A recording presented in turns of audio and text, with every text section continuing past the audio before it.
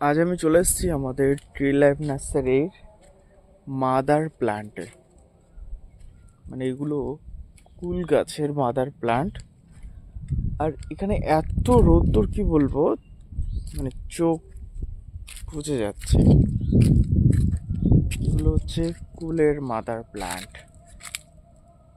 এখান থেকে এই একটা গাছ থেকে কম করে আপনার 200 পিস মতো কচ কেটে নেওয়া যাবে। আর এক একটা লাইনে এক এক ধরনের কুল গাছ লাগানো আছে।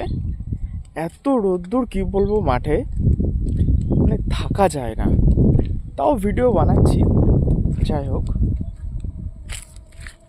এখান থেকে কিছু আমরা কচ কেটে নেব এবং কিছু ডাল থেকে আমরা কুল নেব, যেহেতু কুলের সিজনে তো কুল খেতে হবে। আর কোন কুলের কোন কেমন কেমন স্বাদ এসবগুলো তো দেখতে হবে। আর এই দেখতে পাচ্ছেন আমাদের এই সাইডে ধান ক্ষেত, এটা অন্যদের। তো অনেক ধান, এই সাইডটা পুরো প্রায় অনেক ধান গাছ লাগানো আছে। কতটা জমি আইডিয়া করতে পারছি না আমি।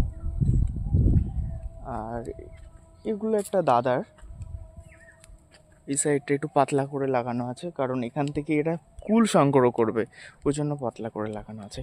আর আমরা যেহেতু কচ কাটবো ওই জন্য এটা ঘন ঘন লাগিয়েছি। ঠিক আছে, আমাদের দরকার কচ, আর এই যে এনাদের দরকার কুল, ওই জন্য এনারা পাতলা পাতলা লাগিয়েছে। গাছটা অনেক বড় হবে, কুল সংগ্রহ করবে।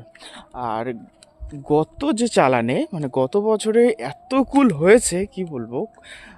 এই কুলটার নাম কি ছিল আমি জানি না, তবে কুলটা খেতে অনেক অনেক দারুণ স্বাদ। এটা আপেল মডেল। আর এরকম ছোট্ট ছোট্ট সাইজ, প্রায় একটা একটা আপনার 50 গ্রাম করে উঠে যাবে। 50 গ্রাম তাও হবে না তো, কিন্তু খেতে দারুণ স্বাদ। আর এই যে মাঠের শেষে আমাদের একটা ছোট্ট আলা করা আছে, মানে ওটা, এখানে আমরা রেস্ট নিই, বেশ দারুণ জায়গা। আর এই মাঠ থেকে এই সাইড থেকে অনেক হাওয়া আসে, বেশ ভালো লাগে।